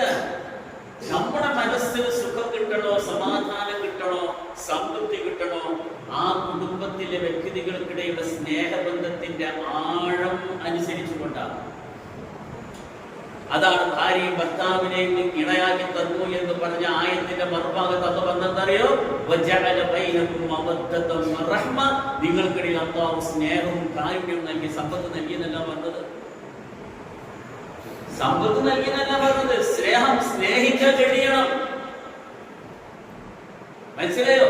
ആ സ്നേഹത്തിലൂടെയാണ് എന്തുണ്ടാകുന്നത്? ദാമ്പത്യ സുഖം ഉണ്ടാകുന്നത്. ഒരു പുരുഷന്റെ മനസ്സിന് സമാധാനം കിട്ടുന്നത് എവിടെ അറിയോ? ആ ഭാര്യയിൽ നിന്ന് കിട്ടുന്ന സ്നേഹത്തിന്റെ ആഴം അനുസരിച്ചാൽ. ആ ഒരു സ്നേഹം ഈ ലോകത്ത് വേറൊരാളിൽ നിന്ന് കിട്ടൂല. ഉമ്മയിൽ നിന്ന് കിട്ടൂല, മാതാവിൽ നിന്ന് കിട്ടൂല, പിതാവിൽ നിന്ന് കിട്ടൂല. സ്വന്തം ഇടയിൽ നിന്ന് കിട്ടുന്ന സ്നേഹം പോലെ ഈ ലോകത്ത് രണ്ടാമത്തെ ഒരാളിൽ നിന്ന് ഒരു പുരുഷന് സ്നേഹം കിട്ടൂല. ഉറപ്പാ. മുഹമ്മദ് മുസ്തഫ സല്ലല്ലാഹു അലൈഹി വസല്ലം ഹിറാ ഗുഹയിൽ നിന്ന് പേടിച്ച് വിറച്ചിട്ട് പോയത് എവിടേക്കാ പോയത്? തന്റെ ജീവിതത്തിൽ 15 കൊല്ലം മാത്രം ബന്ധത്തിലുണ്ടായി തന്റെ ഇടയായ ഖദീജ ബീവിയുടെ അടുക്കൽ. അന്ന് മുഹമ്മദ് നബി ആരാ? മക്കയിൽ അൽ അമീൻ എന്ന പേരിൽ അറിയപ്പെട്ടാണ്. അബൂജഹൽ അടക്കമുള്ളവർ ആദരിക്കുകയും ബഹുമാനിക്കുകയും ചെയ്ത ആളാണ് മുഹമ്മദ് നബി സല്ലല്ലാഹു അലൈഹി വസല്ലം. ഹിറാ ഗുഹയിൽ പേടിച്ച് വിറച്ചിട്ട് മുഹമ്മദ് നബി എവിടേക്ക് പോയില്ല? അബൂജഹലിന്റെ വീട്ടിലേക്ക് പോയില്ല. മക്ക ഖുറൈശികളുടെ വീട്ടിലേക്ക് പോയില്ല. കാരണം ആ ഏത് വീട്ടിലേക്ക് പോയാലും തനിക്ക് അഭയം നൽകും. കാരണം അൽ അമീൻ എന്ന പേരിൽ അന്ന് മക്കക്കാർ ആദരിക്കുന്ന ഒരൊറ്റ മനുഷ്യനാരും മാത്രമുള്ളൂ, റസൂലുള്ളാഹി സ്വല്ലല്ലാഹു അലൈഹി വസല്ലം. പക്ഷേ റസൂൽ പോയത് എവിടേക്കാ? തന്റെ ജീവിതത്തിൽ 15 കൊല്ലമായി ബന്ധത്തിലേക്ക് കടന്നു വന്ന തന്റെ ഭാര്യയായ ഖദീജ ബീവിയുടെ അടുക്കലേക്ക് പോയത്. റസൂലുള്ളാഹിക്ക് ഉറപ്പാണ് എന്ന് തന്റെ പേടിച്ച് വിറച്ച ഈ മനസ്സിന് ഇനി സമാധാനം കിട്ടണമെങ്കിൽ എവിടെ തന്നെ പോകണം? ഖദീജ ബീവിയുടെ അടുക്കൽ പോകണം. എന്റെ മനസ്സ് സ്വസ്ഥമാവണമെങ്കിൽ എനിക്ക് ഖദീജയുടെ സാന്നിധ്യത്തിൽ എത്തിയാൽ മാത്രമേ എന്റെ മനസ്സ് സ്വസ്ഥമാവുകയുള്ളൂ എന്ന ഉറച്ച വിശ്വാസത്തോടുകൂടിയാണ് റസൂൽ എവിടേക്ക് പോയത്? ഖദീജ റസൂലിന്റെ മനസ്സിനെ സുഖിപ്പിച്ചല്ലോ, സമാധാനിപ്പിച്ചില്ലേ? തട്ടിക്കയറിയില്ലല്ലോ, ഇല്ലല്ലോ. എന്റെ ഒറ്റയ്ക്ക് വീട്ടിലാക്കിയ ദിവസങ്ങളിൽ പോയിട്ട് മഞ്ഞ പോലെ കയറുന്നില്ല, അവിടെ തന്നെ പോയി കൂടി പറഞ്ഞിട്ടോ? ഇല്ല. എന്താ പറഞ്ഞത്? അന്ന് നിങ്ങൾ ഒരിക്കലും കൈവിടൂല എന്ന് പറഞ്ഞുകൊണ്ടാണ് മുഹമ്മദ് മുസ്തഫ സല്ലല്ലാഹു അലൈഹി വസല്ലമയെ സമാധാനിപ്പിച്ചത്. ഞാൻ പറഞ്ഞു വന്നത് അറിയാം, ഇന്ന് കുടുംബ ബന്ധങ്ങൾ ഏറ്റവും കൂടുതൽ തകർന്നുകൊണ്ടിരിക്കുന്ന ഒരു കാലഘട്ടത്തിലാണ്. ഇത് വാർത്താമാധ്യമങ്ങൾ നോക്കാൻ നമുക്ക് പേടിയാണ്, അല്ലേ? വിവാഹം കഴിഞ്ഞ പെണ്ണുങ്ങൾ വന്നിട്ട് വണ്ടിന്റെ മുന്നിൽ ചാടുക, അല്ലെ? അല്ലെങ്കിൽ വേറെ എവിടേക്കും പോയി മരിക്കുക, തൂങ്ങി മരിക്കുക. ഈ മരണങ്ങൾ ഇന്ന് തുടർച്ചയായി നടന്നുകൊണ്ടിരിക്കുന്ന ഒരു കാലഘട്ടത്തിൽ ഇതിന്റെ ഒക്കെ കാരണം എന്താ? സ്നേഹത്തിന്റെ കുറവുകൾ ഉണ്ടാകുമ്പോഴാണ് ബന്ധങ്ങൾ തകർന്നു പോകുന്നത് എന്ന് നമ്മൾ തിരിച്ചറിയണം. കാരണം അമ്മ ഇട്ടു തന്ന സ്നേഹം അബദ്ധത്ത്. രണ്ടാമത് വന്നതറിയോ? റഹ്മത്ത്. എന്താ റഹ്മത്ത്? സ്നേഹം പറഞ്ഞറിയോ? സ്നേഹം എന്ന് പറഞ്ഞാൽ നമ്മൾ മനസ്സിലാക്കണം, കൊടുത്താൽ മാത്രം തിരിച്ചു കിട്ടുന്ന ഒരു ഗുണം, ഒരു സ്വഭാവം മാത്രമുള്ളൂ സ്നേഹം. കൊടുത്താലേ തിരിച്ചു കിട്ടും, അല്ലെങ്കിൽ കിട്ടില്ല. നമ്മൾ നമ്മുടെ ഇടയെ സ്നേഹിക്കാതെ അവളെ എന്നെ സ്നേഹിക്കണമെന്ന് നമ്മൾ വാശി പിടിച്ചാൽ കിട്ടൂല. നമ്മൾ സ്നേഹിച്ചാലേ ആ സ്നേഹം തിരിച്ചു കിട്ടുള്ളൂ. അത് ആദ്യം പറഞ്ഞ. രണ്ടാമത് പറഞ്ഞ റഹ്മത്താണ്. കാരുണ്യം എന്നതിന് കൊടുക്കണമെന്നില്ല, തിരിച്ചു കിട്ടാൻ കൊടുക്കണമെന്നില്ല. കാരുണ്യത്തിന്റെ രൂപം നമ്മൾ അറിയണമെങ്കിൽ ഗവൺമെന്റ് മെഡിക്കൽ കോളേജും ജില്ലാ ആശുപത്രികളുടെ വരാന്തകളിലും നോക്കി നടന്നു നോക്കണം. 90 വയസ്സായ ഒരു ശ്വാസം മാത്രം വിടുന്ന തന്റെ ഭർത്താവ് കിടക്കുന്നു. സംസാരിക്കാൻ വയ്യ, കണ്ണു തുറക്കാൻ വയ്യ, ശ്വാസം മാത്രമേ ഉള്ളൂ. പക്ഷേ ആ ഭർത്താവിന്റെ വായിലേക്ക് മരുന്നൊഴിച്ചു കൊടുക്കുന്നുണ്ട്. 85 വയസ്സ് പ്രായമായ ഭാര്യ അവളുടെ കണ്ണിൽ നിന്ന് കണ്ണീരുന്നുണ്ട്. എന്തേ അതിന്റെ അർത്ഥം? അതിനാണ് റഹ്മത്ത് എന്ന് പറയുന്നത്. ഇങ്ങോട്ടില്ലെങ്കിലും അർത്ഥം കൊടുക്കണം. ആ വില നമ്മൾ അറിയണമെങ്കിൽ ആശുപത്രിയുടെ വരാന്തകളിൽ പോകണം. പക്ഷേ സ്നേഹം അങ്ങനെയല്ല, അത് കൊടുത്താൽ മാത്രമേ തിരിച്ചു കിട്ടുള്ളൂ. അതുകൊണ്ട് ഞാൻ പറയുന്നത്, നമ്മുടെ കുടുംബത്തിൽ നമുക്ക് സമാധാനം ഉണ്ടാവണമെങ്കിൽ ഈ സ്നേഹം കൈമാറാൻ നമ്മൾ കഴിയണം. സ്നേഹം കൈമാറാൻ നമ്മുടെ ഇടയോട്, നമ്മുടെ മക്കളോട്, ആ നമ്മുടെ മക്കളെയും നമ്മുടെ ഇടയെയും ഒരിക്കൽ നമ്മൾ എന്ത് ചെയ്യാൻ പാടില്ല? സ്നേഹമല്ലാത്ത രൂപത്തിൽ പെരുമാറാൻ പാടില്ല. തെറ്റ് സംഭവിക്കാം, മക്കൾക്ക് തെറ്റ് സംഭവിക്കാം, അല്ലേ? പക്ഷേ നമ്മുടെ രക്തബന്ധങ്ങളല്ലേ, അവരെ വർപ്പിക്കാൻ പാടോ? പരിശുദ്ധ ഖുർആനിലെ സൂറത്ത് തഗാബുന്റെ അവസാന ഭാഗത്തിൽ ആയത്തുണ്ട്, പരിശോധിക്കണം നമ്മൾ. അവിടെ എന്താ അറിയോ? യാ അയ്യുഹല്ലദീന ആമനൂ ഇന്ന മിൻ അസ്വാജികും വഔലാദികും അദുവ്വൻ ലക്കും. വിശ്വാസികളെ വിളിച്ചുകൊണ്ടാണ് നിങ്ങളുടെ ഇടകളിലും നിങ്ങളുടെ മക്കളിലും നിങ്ങൾക്ക് ശത്രുക്കളുണ്ട്. വിശ്വാസികളെ വിളിച്ചുകൊണ്ടാ പറഞ്ഞു. എന്നിട്ട് പിന്നെ അന്ന് ബന്ധം അറിയോ? അവര് ശത്രുക്കളുണ്ട് എന്ന് പറഞ്ഞാൽ ആളെടുത്ത് വിട്ടുന്നല്ല. ശത്രുക്കളുണ്ട് എന്ന് പറയാൻ അർത്ഥം ദീനിയായ കാര്യങ്ങൾ പറയുമ്പോൾ ചിലപ്പോൾ അവർ നേർക്ക് നേരെ ഉൾക്കൊള്ളാൻ കഴിയാങ്ക, തട്ടി കളിക്കും, പറ്റില്ല എന്ന് പറയും. ആ സമയത്ത് നിങ്ങളുടെ ഇടകളോടും നിങ്ങളുടെ മക്കളോടും എങ്ങനെ പെരുമാറണം? 3 കാര്യം അത് പറഞ്ഞു. 1, അവിടെ തെറ്റ് നിങ്ങൾ പുറത്തു കൊടുക്കണം.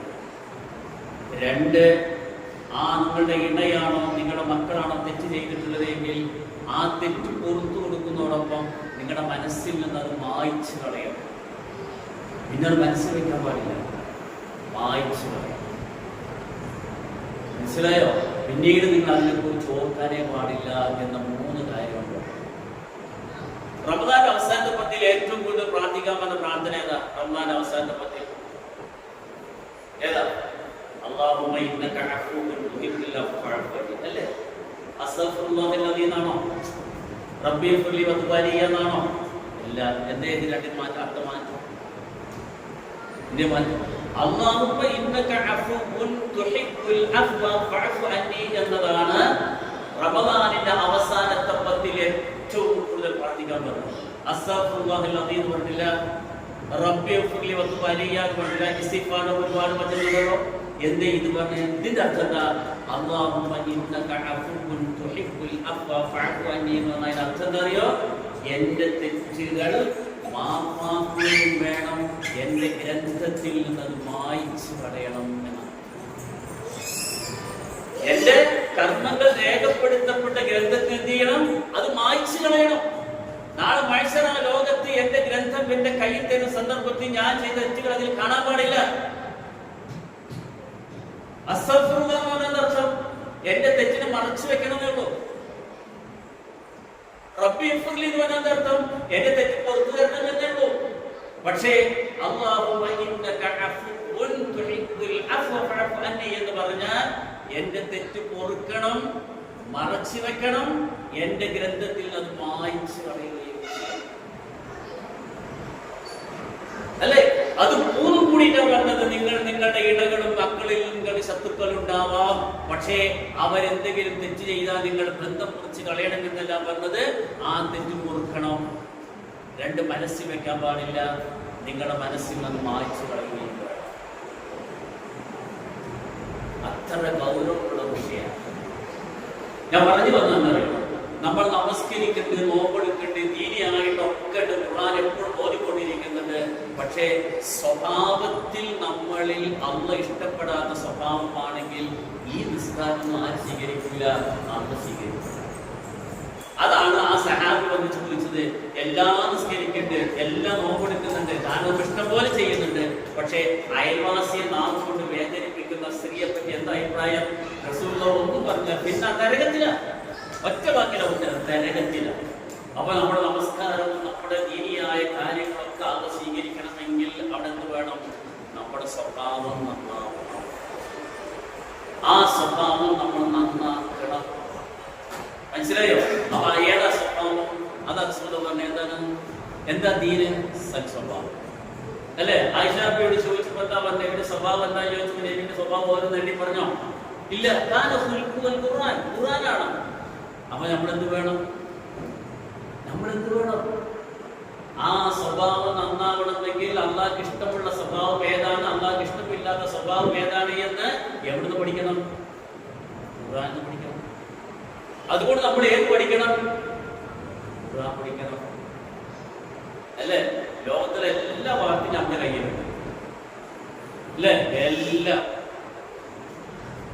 അറിയും. ആ മൊബൈലിൽ നിന്ന് എടുത്താൽ എല്ലാ ലോകം നടക്കുന്ന എല്ലാവരും നമ്മളൊക്കെ ഇടയ്ക്കിടയ്ക്ക് ഈ പെണ്ണുങ്ങൾ എന്താ ഗസയിലോ കുട്ടികളുണ്ടെങ്കിൽ വിശന്ന് മരിക്കുകയാണ് പറഞ്ഞിങ്ങനെ കരയും. നമ്മുടെ സ്വഭാവം എടുത്ത് നോക്കിയാലോ. അപ്പൊ നമ്മുടെ സ്വഭാവം നന്നാവണമെങ്കിൽ അത് ഇഷ്ടപ്പെട്ട സ്വഭാവം ഏതാണ് എന്ന് അറിയാൻ എവിടെ നോക്കണം? ഖുർആൻ പഠിക്കണം. ഞാൻ പറഞ്ഞില്ലേ, നമ്മുടെ മയ്യത്ത് ഖബറിൽ വെച്ചിട്ട് നമ്മുടെ കൂടെ വന്ന ആളുകൾ മണ്ണിട്ട് നമുക്ക് വേണ്ടി പ്രാർത്ഥിക്കുന്ന സമയത്ത് തന്നെ നമ്മൾ ആ ഖബറിലേക്ക് ആര് വരുന്നുണ്ട്? മുൻകറിലേക്ക് വരുന്നുണ്ട്. ഈ ഖബറിന്റെ ചുറ്റുഭാഗത്ത് കൂടി ഏതെങ്കിലും മനുഷ്യൻ കാണുന്നതായി മുൻകറിലേക്ക് വരുന്നത് കാണുന്നു അല്ല. അപ്പൊ മുൻകറിലേക്ക് വരുന്നുണ്ട് ഹദീസാണോ എന്ന് പറഞ്ഞ് ആരെങ്കിലും ഒരാൾ ആ കൂടിയ ഖബർ അപ്പൊ തന്നെ മാറി നോക്കണം. മുൻകറിലേക്ക് കാണുമോ? ഇല്ലല്ലോ. എന്നിട്ട് ആ മുൻകറിലേക്ക് നാല് ചോദ്യം. ഒന്ന് മൂന്നെണ്ണം നിങ്ങൾക്ക് അറിയാം. അപ്പൊ ആരാണ്? മുഹമ്മദ് നബിയെ കുറിച്ച് ചോദിക്കും അല്ലേ? പിന്നെ എന്താ ചോദിക്കുക അല്ലേ? നാലാമത്തെ ചോദ്യം എന്താ അറിയോ? എന്നതിന്റെ അറിവ്. ചിലപ്പോ കിടക്കുന്നത് ആരായിരിക്കും? ഡോക്ടറെ. ഞാൻ MBBS പഠിച്ചാലും മുൻകറിലേക്ക് MBBS അറിയില്ല, മുൻകറിലേക്ക് ബിടെക് അറിയില്ല, MTech ഒന്നും അറിയില്ല. എന്താ നിന്റെ ചോദ്യം? അതിനൊരൊറ്റ ഉത്തരം എന്ന് പറഞ്ഞിട്ടുണ്ടോ? എന്താ ഉത്തരം പറയേണ്ടത്?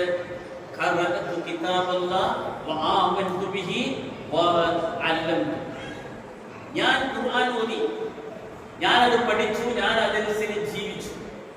ഈ മൂന്ന് ഉത്തരം പറയുന്ന സന്ദർഭത്തിൽ ഏഴാം ആകാശത്ത് അല്ലാഹു മലക്കോട് വിളിച്ചു പറയുന്നുണ്ട്. എന്ത്? സ്വർഗത്തിൽ നിന്നുമുള്ള ഒരു വിരിപ്പ് കൊണ്ടുപോയിട്ട് അയാളെ ആ വിരിപ്പിൽ ഇരുത്തുക. സ്വർഗത്തിൽ നിന്നുമുള്ള ഒരു വസ്ത്രം കൊണ്ടുപോയി ആ മനുഷ്യൻ ആ വസ്ത്രം ധരിപ്പിക്കുക. അയാളുടെ ഖബറിൽ നിന്ന് സ്വർഗത്തിലേക്ക് നിങ്ങൾ വാതിൽ തുറന്നു വെക്കുക. അതാണ് അത് പറയുന്നത്. ഏത് ഉത്തരം പറഞ്ഞാൽ മനസ്സിലായോ? ഞാൻ ഖുർആൻ വായിച്ചു, അത് വിശ്വസിച്ചു, ഞാൻ അതനുസരിച്ച് ജീവിച്ചു എന്ന മറുപടി പറയുമ്പോഴാണ് അല്ലാഹുവിലേക്ക് എന്താണ് നിന്റെ ഇൽമു എന്ന് ചോദിക്കുമ്പോൾ എനിക്കൊന്നും അറിയില്ല എന്നാണ് പറയുന്നതെങ്കിൽ അല്ലാഹു ഏഴാം ആകാശത്ത് വിളിച്ചു പറയുന്നു, നരകത്തിലെ ഒരു വിരിപ്പ് കൊണ്ടുപോയി ആ വിരിപ്പിൽ അയാളെ ഇരുത്തുക, നരകത്തിലെ ഒരു വസ്ത്രം കൊണ്ടുപോയി ആ വസ്ത്രം അയാൾ ധരിപ്പിക്കുക, അയാളുടെ ഖബറിൽ നിന്ന് നരകത്തിലേക്ക് ഒരു വാതിൽ തുറന്നു വയ്ക്കും. പിന്നെ അയാൾ ബർസഖി എന്ന ലോകത്ത് കഴിയുന്ന അത്രയും കാലം നരകത്തിന്റെ ചൂടാണ് അയാൾ ഏറ്റുകൊണ്ടിരിക്കുന്നത്, നരകത്തിന്റെ വസ്ത്രമാണ് അയാളുടെ ശരീരത്തിൽ കത്തിക്കൊണ്ടിരിക്കുന്നത്. അല്ല, ഞാൻ ഖുർആൻ വായിച്ചു, ഞാനത് വിശ്വസിച്ചു, ഞാനത് ജീവിച്ചു എന്നാണ് മറുപടിയെങ്കിൽ ബർസഖി എന്ന കാലത്ത് ജയിക്കോളം അയാളുടെ ഖബറിൽ നിന്ന് സ്വർഗത്തിലേക്ക് വാതിൽ, സ്വർഗത്തിന്റെ സുഗന്ധം പഠിച്ചു വീശും. അയാൾക്ക് എന്നും സ്വർഗം കണ്ടുകൊണ്ടേ ആ ഖബറിൽ കിടക്കാൻ കഴിയും എന്നാണ് റസൂലുള്ളാഹി സ്വല്ലല്ലാഹു അലൈഹി വസല്ലം പറഞ്ഞത്. ഞാൻ പറഞ്ഞല്ലോ, മരിച്ചാൽ നമ്മൾ ഒറ്റക്കാണ്, ആരും തുണയില്ല. നമ്മളെ സ്നേഹിച്ച ഭാര്യ ലോകത്താണ്, നമ്മുടെ മക്കൾ ലോകത്താണ്, നമ്മുടെ മാതാപിതാക്കൾ ലോകത്താണ്. പക്ഷേ നമ്മൾ മണ്ണിനടിയിൽ ബർസഖി എന്ന ലോകത്ത് അവിടെ സ്വർഗത്തിന്റെ വിരിപ്പിലിരിക്കണമെങ്കിൽ, സ്വർഗത്തിന്റെ വസ്ത്രം ധരിച്ചുകൊണ്ടിരിക്കണമെങ്കിൽ, എപ്പോഴും സ്വർഗം കണ്ടുകൊണ്ടിരിക്കണമെങ്കിൽ ഉത്തരം ഏത് വേണം? ഞാൻ ഖുർആൻ ഓതി, ഞാനത് വിശ്വസിച്ചു, ഞാൻ അതനുസരിച്ച് ജീവിച്ചു എന്ന മറുപടി പറയാൻ കഴിയണം. അത് കഴിയോ എന്നതാണ് ഇപ്പൊ നമ്മൾ ചിന്തിക്കണം. ഞാൻ ഇപ്പോൾ എന്ന് പറഞ്ഞ അർത്ഥം എന്താ അറിയോ? ഏത് നിമിഷമാണ് നമ്മൾ വേറിട്ട് പോകുന്നത് എന്ന് നമുക്ക് അറിയോ? ഇല്ല. ഇപ്പൊ നിങ്ങൾ പത്രം എടുത്തോളി, സോഷ്യൽ മീഡിയ എടുത്തോളി, എന്താ കാണുന്നത്? അറ്റാക്കായിട്ട് മരിക്കുകയാണ് അല്ലെ? ഗൾഫിലാണ് നടക്കുന്നത്, അറ്റാക്കായിട്ട് മരിക്കുകയാണ്. ഇന്നലെ സൗദി അറേബ്യയിലെ 2 ആളുകളാണ് അറ്റാക്കായിട്ട് മരിച്ചത്, ചെറുപ്പക്കാരാ അല്ലെ? ഓരോ ദിവസം വരുന്ന ന്യൂസ് എന്താണ്? ഗൾഫിൽ അറ്റാക്കായിട്ട് മരിക്കുന്നു ചെറുപ്പക്കാരെ, കുഴഞ്ഞു വീണ് മരിക്കുകയാണ്, മരണം നടന്നുകൊണ്ടിരിക്കുന്നു. നമ്മുടെ മരണം ഏത് രൂപത്തിലാണ് എന്ന് നമുക്ക് പോലും നിർവചിക്കാൻ കഴിയാത്തതിന് നമ്മുടെ കൂടെയുണ്ട് നമ്മുടെ മരണം. അറിയില്ല എവിടെ വെച്ച്, എപ്പോൾ, ഏത് രൂപത്തിൽ നമുക്ക് ആർക്കും നിർവചിക്കാൻ കഴിയാത്ത വിധം നമ്മുടെ കൂടെയുണ്ട് ഏത് മരണം എന്ന് പറയുന്നത് അല്ലേ? ഉറങ്ങാൻ കിടക്കുമ്പോ എന്താ ആദ്യം പറഞ്ഞത്? ഉറങ്ങാൻ കിടക്കുമ്പോ എന്താ ആദ്യം പറയാൻ പറഞ്ഞത്? ബിസ്മിക അല്ലാഹുമ്മ അമൂതു അല്ലേ? അല്ലാഹുവേ നിന്റെ നാമത്തിൽ ഞാൻ മരിക്കുന്നു. അവൻ ഉറങ്ങുന്നല്ല. ശ്രദ്ധിക്കണം നമ്മൾ. അല്ലാഹുവേ നിന്റെ നാമത്തിൽ ഞാൻ മരിക്കുന്നു എന്നാണ്. കാരണം അള്ള മനുഷ്യന്റെ റൂഹ് പിടിക്കുന്ന ഒരു സന്ദർഭമാണ് ഏത്? ഉറക്കത്തിൽ. ഖുർആൻ കൃത്യമായി പറയുന്നു, ഉറക്കത്തിൽ അള്ള റൂഹ് പിടിച്ചെടുക്കും. എന്നിട്ട് ഉണരുന്ന സമയത്ത് അയാളെ ജീവിക്കാൻ അള്ള അനുമതി കൊടുക്കുന്നുണ്ടെങ്കിൽ ആ റൂഹിന് അള്ള തിരിച്ചു കൊടുക്കും. ആ ഉറക്കത്തിലാണ് മരണം വിധിച്ചത് എങ്കിൽ ആ റൂഹിന് അള്ള തിരിച്ചു കൊടുക്കുന്നില്ല എന്ന് അള്ളാഹു പരിശുദ്ധ ഖുർആനിൽ പറയുന്നുണ്ട്. അതുകൊണ്ടാണ് ഞാൻ ഉറങ്ങുന്നു എന്നല്ല ഉറങ്ങാൻ പ്രാപിച്ചത്, ഞാൻ മരിക്കുന്നു എന്ന്. അത് നമുക്ക് മനസ്സുറപ്പോടുകൂടി ആ പ്രാർത്ഥന നിർവഹിക്കാൻ കഴിയോ? ഇന്ന് ഉറങ്ങാൻ കിടക്കുമ്പോ അല്ലാഹുവേ നിന്റെ നാമത്തിൽ ഞാൻ മരിക്കുന്നു എന്ന് പറഞ്ഞ് പ്രാർത്ഥിക്കാൻ നമ്മുടെ മനസ്സുകൊണ്ട് നമുക്ക് കഴിയുമോ? അവിടെയാണ് നമ്മൾ ശ്രദ്ധിക്കേണ്ടത്. ഏത്? നമ്മുടെ സ്വഭാവം അല്ലേ? മനുഷ്യൻ മരിച്ചാൽ മയ്യത്തിന് വേണ്ടി പ്രാർത്ഥിക്കാൻ പറഞ്ഞിട്ടുണ്ട് അല്ലേ?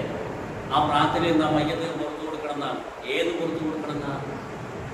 അള്ളാഹുവിനോട് ചെയ്ത് തെറ്റ് പുറത്തു കൊടുക്കാനാണ്, അല്ലാതെ മനുഷ്യന്മാരോട് ചെയ്ത് തെറ്റ് കൊടുക്കാനല്ല പറഞ്ഞത്. മനസ്സിലായോ? നബിന്റെ കാലത്ത് മയ്യത്ത് കൊണ്ടുവന്നാൽ നബി ഒരൊറ്റ ചോദ്യമുള്ളൂ, ഈ മയ്യത്തിന് വല്ല സാമ്പത്തിക ബാധ്യതയും ഉണ്ടോ എന്നൊരൊറ്റ ചോദ്യം. രണ്ടാമത്തെ ചോദ്യമില്ല. ഇന്ന് നമ്മുടെ പള്ളിയിൽ മയ്യത്ത് കൊണ്ടുവന്നാൽ, ബാപ്പാനെ മയ്യത്ത് കൊണ്ടുവന്നാൽ മയ്യത്ത് മുമ്പിൽ വെച്ച് മകൻ തിരിഞ്ഞുകൊണ്ട് നമസ്കരിക്കാൻ നിൽക്കുന്നതോട് പറയുന്നുണ്ട്, എന്റെ വാപ്പ മനസ്സുകൊണ്ടോ പ്രവർത്തിക്കൊണ്ടോ നിങ്ങളുടെ മനസ്സിന് വേദനിപ്പിച്ചിട്ടുണ്ടെങ്കിൽ നിങ്ങളത് പുറത്തു കൊടുക്കണം. ഇത് പറയാൻ മകൻ ആരധികാരം കൊടുത്തു? ആരധികാരം കൊടുത്തു? റസൂലുള്ളാഹി ചോദിച്ചിട്ട് റസൂലുള്ളാഹി ഒറ്റ ചോദ്യം, ഈ മയ്യത്തിന് വല്ല കടബാധ്യതയും ഉണ്ടോ? രണ്ടാമത്തെ ചോദ്യമില്ല. എന്റെ വാപ്പാന്റെ മനസ്സ്, എന്റെ വാപ്പ നിങ്ങളുടെ മനസ്സിനെ വേദനിപ്പിച്ചിട്ടുണ്ടെങ്കിൽ നിങ്ങളത് പുറത്തു കൊടുക്കണമെന്ന് പറയാൻ മകൻ അള്ള അധികാരം കൊടുത്തിട്ടില്ല. അതിന്റെ ഗൗരവം നിങ്ങൾക്കറിയോ? ഒന്നുകൂടി ഞാൻ പറഞ്ഞുതരാം. ഞാൻ ഒരാളുടെ മനസ്സിനെ വേദനിപ്പിച്ചു വിചാരിക്കാം, എന്നിട്ട് ഞാൻ അള്ളാഹ് പഠിച്ചവരെ ഞാൻ തെറ്റ് ചെയ്തിട്ട് പുറത്തു തരണമേ എന്ന് അള്ളാഹിനോട് 100 വട്ടം പ്രാർത്ഥിച്ചാലും ആരും പുറത്തു തരില്ല. മനസ്സിലായോ? ഉമ്മാന്റെ പാപ്പാന്റെ മനസ്സ് വേദനിപ്പിച്ചിട്ടുണ്ട് എങ്കിൽ, മനസ്സിലായോ? അമ്മായിയമ്മയുടെ മനസ്സിനെ വേദനിപ്പിച്ചിട്ടുണ്ടെങ്കിൽ, നാത്തൂമാരുടെ മനസ്സുകളെ വേദനിപ്പിച്ചിട്ടുണ്ടെങ്കിൽ ഉറപ്പിച്ചോളി, നിങ്ങൾ അള്ളാഹിനോട് നേർക്ക് നേരം പ്രാർത്ഥിച്ചാലും അത് ആരും പുറത്തു തരില്ല. അതെന്ത് വേണം? ഞാൻ ആരുടെ മനസ്സാണോ വേദനിപ്പിച്ചത് അയാളോട് പോയിട്ട് ഞാൻ പൊറുക്കാൻ പറയണം. എന്നിട്ട് ഞാൻ അള്ളാഹുവിനോട് ഇസ്തിഗ്ഫാർ. ഗൗരവമുണ്ട്. അത് നമ്മൾ അങ്ങനെ ചെയ്തിട്ടില്ല എങ്കിൽ എന്റെ നിസ്കാരം ആര് സ്വീകരിക്കൂല? അള്ള സ്വീകരിക്കൂല. എന്റെ നോമ്പല്ല സ്വീകരിക്കൂല. വിഷയം ഗൗരവമുള്ളതാണ്. അതുകൊണ്ടാണ് ഞാൻ പറയുന്നത്, നമ്മുടെ മനസ്സ് ഇന്ന് നമ്മൾ ഉറങ്ങാൻ കിടക്കുമ്പോൾ അല്ലാഹുവേ ഞാൻ നിന്റെ നാമത്തിൽ മരിക്കുന്നു എന്ന് പറഞ്ഞുകൊണ്ട് നമ്മൾ ഉറങ്ങാൻ കിടക്കുന്നുണ്ടെങ്കിൽ, ഈ ഉറക്കത്തിൽ എങ്ങാനും എന്റെ മരണം സംഭവിച്ചാൽ നാളെ മീസാനിൽ എന്റെ കനം തൂങ്ങാൻ പറ്റുമോ? ഞാൻ ആരുടെയെങ്കിലും മനസ്സുകളെ വേദനിപ്പിച്ചിട്ടുണ്ടെങ്കിൽ അവരോട് പൊറുക്കൽ തേടാതെ ഞാൻ മരിച്ചു പോയാൽ എന്റെ കർമ്മമൊന്നും ആര് സ്വീകരിക്കൂല. അതാണ് നബിയെടുത്തോളം സഹാബി ചോദിച്ചത് അയൽവാസിയെ പറ്റി. അവൾ നമസ്കരിക്കുന്നുണ്ട്, നോമ്പെടുക്കുന്നുണ്ട്, സക്കാത്ത് കൊടുക്കുന്നുണ്ട്, പക്ഷെ ഒരൊറ്റ കുഴപ്പമുള്ള എന്താണ്? അയൽവാസിയെ വല്ലാതെ ചീത്ത പറയുന്നുണ്ട്. റസൂൽ ഒരൊറ്റ മറുപടിയിൽ പറഞ്ഞത്, തിന്നാർ അവൾ നരകത്തില. അങ്ങനെയൊക്കെ നിസ്കരിച്ച് നോമ്പെടുത്ത് സക്കാത്ത് കൊടുത്തതൊന്നും ഇവൾ ചെയ്ത കുറ്റം പൊറുക്കാൻ അത് സ്വീകരിച്ചില്ല. ഇല്ല. അതുകൊണ്ട് നമ്മൾ ഗൗരവമായി വിലയിരുത്തണം. മനസ്സിലായോ? കുടുംബ സംവിധാനത്തെ പറ്റി നമുക്ക് ഒരുപാട് പറയാനുണ്ട്, അത് പിന്നീട് പറയാം. ഇവിടെ നമ്മൾ കുടുംബത്തിന്റെ ഒരു സന്തോഷം എന്ന് പറയുന്നത് എന്താണെന്നോ, ആ കുടുംബത്തിലെ വ്യക്തികൾ തമ്മിൽ കൈമാറുന്ന സ്നേഹത്തിന്റെ ആഴം അനുസരിച്ചുകൊണ്ടാണ്. ആ സ്നേഹത്തിന്റെ ആഴം അനുസരിച്ചുകൊണ്ട് നമ്മൾ എങ്ങനെ പെരുമാറും എന്നത് നമ്മൾ എവിടുന്നാ പഠിക്കേണ്ടത്? ഖുർആനിൽ നിന്നാണ് പഠിക്കേണ്ടത്. ആ ഖുർആൻ ഒരു മോദാൻ വേണ്ടി എല്ലാം നടക്കിയത്. നമ്മളുടെ ഏതൊക്കെ നല്ല സ്വഭാവമുണ്ട്, ഏതൊക്കെ ചീത്ത സ്വഭാവമുണ്ട് എന്ന് ആരാ പറയുന്നത്? ഖുർആനിലാണ്. ആ ഖുർആൻ പഠിക്കാൻ നമ്മൾ തയ്യാറാവണം. മനസ്സിലായില്ലേ? നമ്മുടെ മയ്യത്ത് ഖബറിൽ വെച്ചാൽ മുൻതന്തൊക്കെ 4ാമത്തെ ചോദ്യം, എന്താണ് നിന്റെ അറിവ് എന്ന് ചോദിക്കും. നമുക്ക് ഏത് ഉത്തരം പറയണം? ഞാൻ ഖുർആൻ പഠിച്ചു, മനസ്സിലാക്കി, അതനുസരിച്ച് ജീവിച്ചു എന്ന് മറുപടി പറയാൻ കഴിയോ? അവിടെയാണ് നമ്മൾ ശ്രദ്ധിക്കേണ്ടത്. അതുകൊണ്ട് ഖുർആൻ പഠനത്തിന് നമ്മൾ സമയം കണ്ടെത്തിയേ വേറെ എന്തിനൊക്കെ നമ്മൾ ഒരു കല്യാണത്തിന് നമ്മൾ പോയാൽ എത്ര സമയം വേണമെങ്കിലും അവിടെ കഴിച്ചു കൊടുക്കാം.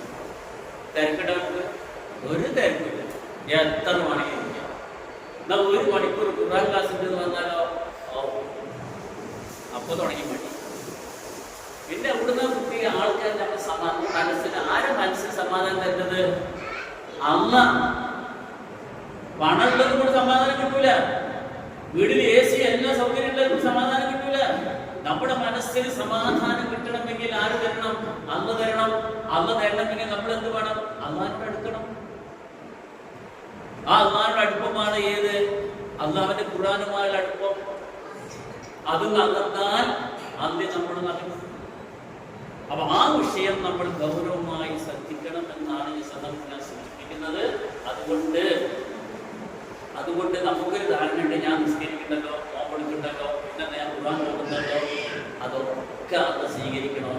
നമ്മുടെ സ്വഭാവം നന്നാണ്. ആ സ്വഭാവം നമ്മുടെ കേട് വന്നാൽ ഇതൊന്നും ആര് സ്വീകരിക്കില്ല? ഇബാദത്ത്.